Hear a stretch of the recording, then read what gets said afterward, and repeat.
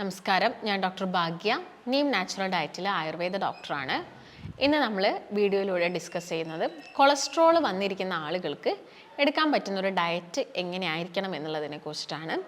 ഒരുപാട് ആളുകളിൽ കൊളസ്ട്രോൾ എന്ന ചെറുപ്രായത്തിൽ തന്നെ കണ്ടുവരുന്നുണ്ട്.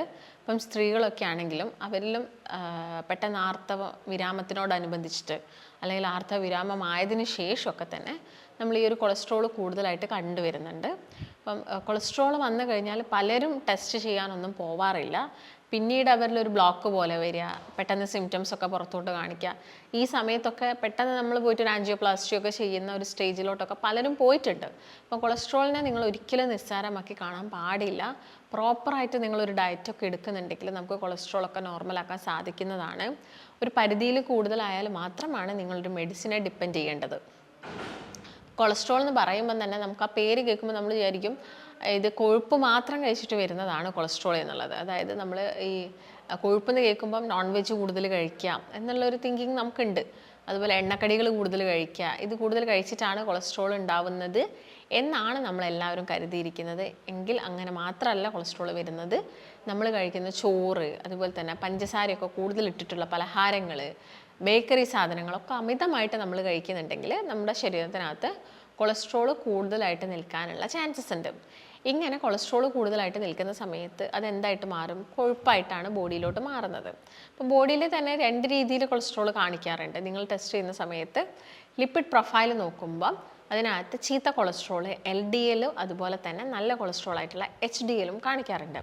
ഇതിൽ HDL കൂടുതൽ അളവിൽ നിൽക്കുന്നത് എപ്പോഴും നമ്മുടെ ശരീരത്തിന് സേഫ് ആയിട്ടുള്ളൊരു കാര്യമാണ്. അപ്പം LDL കുറച്ചധികം ഉണ്ട്, പക്ഷേ HDL അതുപോലെ തന്നെ കൂടുതലൊക്കെ ആണെങ്കിൽ ഇത് വലിയ പ്രശ്നങ്ങൾ നമ്മുടെ ബോഡിയിൽ ക്രിയേറ്റ് ചെയ്യില്ല. അതുപോലെ തന്നെ നീം നാച്ചുറൽ ഡയറ്റിൽ ഒരു ഡോക്ടറിൻ്റെ നിർദ്ദേശപ്രകാരം ഒരു ഡയറ്റീഷ്യൻ്റെ സഹായത്തോടു കൂടി തന്നെ ഒരു മാസം കൊണ്ട് നമുക്ക് 4 മുതൽ 12 കിലോ വരെ കുറച്ചെടുക്കാൻ സാധിക്കും. ഈ ഒരു ഡയറ്റ് നമ്മൾ ഫോളോ ചെയ്യുന്നുണ്ടെങ്കിൽ മെഡിക്കേഷൻസ് ഒന്നും ഇല്ലാതെ തന്നെ ഹെൽത്തി ആയിട്ടുള്ള ഒരു ഡയറ്റിലൂടെ നമുക്ക് വെയിറ്റ് കുറച്ചെടുക്കാം. ഈ ഒരു ഡയറ്റീഷ്യൻ നിങ്ങളുടെ കൂടെ ഒരു ദിവസം കംപ്ലീറ്റ് ആയിട്ട് ഉണ്ടാവും. ഒരു മാസം നിങ്ങളുടെ കൂടെ തന്നെ നിന്ന് നമുക്ക് വളരെ ഈസി ആയിട്ട് വെയിറ്റ് കുറച്ചെടുക്കാൻ സാധിക്കും. ഈ ഒരു ഡയറ്റിൽ ജോയിൻ ചെയ്യാൻ നിങ്ങൾ താഴെ കാണുന്ന നമ്പറിൽ കോൺടാക്റ്റ് ചെയ്യുക. അപ്പോൾ നിങ്ങളിങ്ങനെ കൊളസ്ട്രോൾ വന്ന ആളുകളൊക്കെ ആണെങ്കിൽ ആദ്യം തന്നെ നിങ്ങൾ ലിപ്പിഡ് പ്രൊഫൈൽ ചെക്ക് ചെയ്യണം.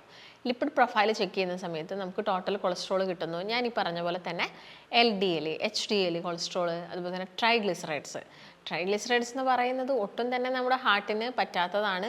ട്രൈഗ്ലിസറൈഡ്സ് ഒക്കെ എപ്പോഴും നിങ്ങളൊരു 150യുടെ ബിലോ ആയിട്ട് തന്നെ കീപ്പ് ചെയ്യാൻ വേണ്ടിയിട്ട് നോക്കണം. അതൊരു 150ന് മുകളിൽ പോവാതിരിക്കുക. ഇപ്പോൾ കുറച്ച് വയറുള്ള ആളുകൾ, കുറച്ച് തടി കൂടുതലായിട്ടുള്ള ആളുകളിലൊക്കെ തന്നെ നമ്മൾ കൊളസ്ട്രോൾ നല്ല രീതിയിൽ തന്നെ കാണിക്കാറുണ്ട്. അതുകൊണ്ടാണ് വെയിറ്റ് കൂടിയ ആളുകളിൽ കൊളസ്ട്രോളും അതുപോലെ തന്നെ വെയിറ്റ് കുറയ്ക്കാനുള്ള ഡയറ്റും കൂടി ഒരുമിച്ചെടുക്കുന്നതാണ് എപ്പോഴും നല്ലത്. അപ്പം ഏകദേശം നമ്മൾ ശ്രദ്ധിക്കേണ്ട കുറച്ച് കാര്യങ്ങളുണ്ട്. അപ്പം വെയിറ്റ് കൂടിയ ആളുകൾക്ക് വേറെ പ്രശ്നങ്ങളൊന്നും ഇല്ലെങ്കിൽ ചിലപ്പം അവരുടെ ഡയറ്റിൽ പ്രോട്ടീൻസ് ഒക്കെ ഉൾപ്പെടുത്താറുണ്ട്. ഇങ്ങനെ പ്രോട്ടീൻസ് കഴിക്കുന്ന സമയത്ത് അവരിൽ ചിലപ്പം ബീഫ്, മട്ടൻ ഇങ്ങനെയുള്ള പ്രോട്ടീൻസുകളും കൂടി, റെഡ് മീറ്റിൽ വരുന്ന പ്രോട്ടീൻസും കൂടി ഉൾപ്പെടുത്താറുണ്ട്. പക്ഷേ നമുക്കിപ്പോൾ കൊളസ്ട്രോൾ ഉണ്ടെങ്കിൽ നമുക്ക് ഈ പറഞ്ഞ റെഡ് മീറ്റ്സ് നമുക്ക് യൂസ് ചെയ്യാൻ പറ്റില്ല. അതുപോലെ തന്നെയാണ് ചോറ് നമ്മൾ കൂടുതലായിട്ടൊരളവിൽ കഴിക്കുന്നുണ്ടെങ്കിലും അതും നമ്മുടെ ശരീരത്തിനകത്ത് കൂടുതൽ എന്ത് ക്രിയേറ്റ് ചെയ്യും? കൊഴുപ്പുണ്ടാക്കാനുള്ള ചാൻസസ് ഉണ്ട്. അപ്പം അതും നമ്മൾ കൂടുതലായിട്ട് എടുക്കേണ്ട ഒരു ആവശ്യകതയില്ല. അതും ചെറിയൊരളവിൽ മാത്രം നിങ്ങൾ എടുക്കുക. പിന്നെ കാർബ്സ് കംപ്ലീറ്റ് ഒഴിവാക്കണമെന്ന് ചോദിച്ചു കഴിഞ്ഞാൽ നമ്മൾ ബ്രൗൺ റൈസ് കഴിക്കുന്നുണ്ടെങ്കിലും ചപ്പാത്തി കഴിക്കുന്നുണ്ടെങ്കിലും ഒക്കെ തന്നെ നമ്മുടെ ശരീരത്തിന് അത്യാവശ്യമുള്ള രീതിയിൽ കാർബോഹൈഡ്രേറ്റ് കിട്ടുന്നുണ്ട്. അതുകൊണ്ട് ആ രീതിയിൽ നിങ്ങൾ എടുക്കുക. അപ്പം വളരെ കൂടുതൽ അളവിൽ അരിയാഹാരങ്ങൾ എടുക്കാതിരിക്കുക കൊളസ്ട്രോൾ ഉള്ള ആളുകൾ. പ്രത്യേകിച്ച് നോക്കുകയാണെങ്കിൽ കൊളസ്ട്രോളൊക്കെ കൂടുതലായിട്ട് നിൽക്കുന്നത് എന്ന് പറയുന്നത് നമ്മൾ ഫുൾ ടൈം ഇരുന്ന് ജോലി ചെയ്യുന്ന ആളുകൾ. ഇപ്പോൾ രാവിലെയൊക്കെ നിങ്ങൾ അത്യാവശ്യം കഴിച്ച് പിന്നെ നിങ്ങളൊരു ഓഫീസ് ഡ്യൂട്ടിയിലോട്ട് പോകുന്ന ആളുകളായിക്കോട്ടെ, ഇവരിലൊക്കെയാണ് നമ്മൾ നന്നായിട്ട് കൊളസ്ട്രോൾ കാണുന്നത്. അതായത് ശരീരം ഒന്ന് വേർക്കാതെ അനങ്ങാതെ നിങ്ങളിങ്ങനെ ജോലി ചെയ്യുന്ന ആളുകളിൽ ഇത് വളരെയധികം കൂടുതലാണ്. അതുകൊണ്ട് ഇന്ന് ഒരു 20 വയസ്സിന് മുകളിലുള്ള ആളുകൾ പോയിട്ട് ബ്ലഡ് ടെസ്റ്റ് ചെയ്ത് കഴിഞ്ഞാൽ നമുക്ക് കൊളസ്ട്രോൾ കൂടുതലായിട്ട് കാണാം. അതുകൊണ്ട് നിങ്ങൾ ചോറും അരി ആഹാരങ്ങളൊക്കെ മാക്സിമം കുറയ്ക്കുക. പച്ചക്കറികളും ഇലക്കറികളൊക്കെ ധാരാളം കഴിക്കുക. നാരുകൾ കൂടുതലുള്ള ഫുഡുകൾ ധാരാളം കഴിക്കുക. സീഡ്സുകൾ, നട്ട്സൊക്കെ കഴിക്കുന്ന സമയത്ത് ഒരു 10 to 15 നട്ട്സ് ഒരു ദിവസം എടുക്കുക. അത് നിങ്ങൾ ബാക്കിയുള്ള ഫുഡ് ഐറ്റംസ് ഒക്കെ കുറച്ചതിന് ശേഷമാണ് നട്ട്സ് കഴിക്കേണ്ടത്. പ്രത്യേകം ശ്രദ്ധിക്കണം. ഫ്രൂട്ട്സുകളൊക്കെ തന്നെ ഒരു മിതമായ പഴുപ്പിൽ തന്നെ നിങ്ങൾ എന്ത് ചെയ്യാം, അത് അത്യാവശ്യം പഴുത്ത് കിടക്കുന്ന സമയത്ത് കഴിക്കാം. വല്ലാണ്ട് പഴുത്തങ്ങോട്ട് മധുരം ആവണ്ട. അതൊന്ന് ശ്രദ്ധിച്ചിട്ട് എന്ത് ചെയ്യുക, നിങ്ങൾ കഴിക്കാൻ വേണ്ടിയിട്ട് നോക്കുക.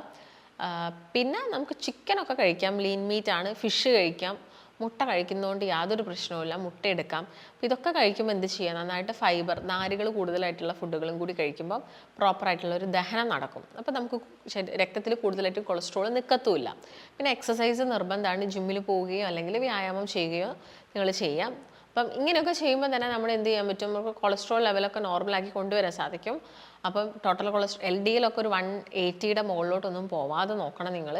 അത് എപ്പോഴും ഒരു 100, 120 ആ റേഞ്ചിലായിരിക്കണം. അതിൽ മുകളിലോട്ട് പോവരുത്. മുകളിലോട്ട് പോയി കഴിഞ്ഞാൽ മെഡിസിൻസ് എടുക്കേണ്ട സ്റ്റേജിലോട്ടൊക്കെ മാറേണ്ടി വരും. നിങ്ങൾ നെഗ്ലക്റ്റ് ചെയ്യുക, മെഡിസിൻസ് കഴിക്കാതെ, അതായത് ഒരു പരിധിയിൽ കൂടുതലായിട്ട് മരുന്ന് കഴിക്കാതിരിക്കരുത്. അത് നമുക്ക് ഞാൻ നേരത്തെ പറഞ്ഞ പോലെ ബ്ലോക്ക്, അറ്റാക്ക് പോലുള്ള പ്രശ്നങ്ങളൊക്കെ ക്രിയേറ്റ് ചെയ്യും.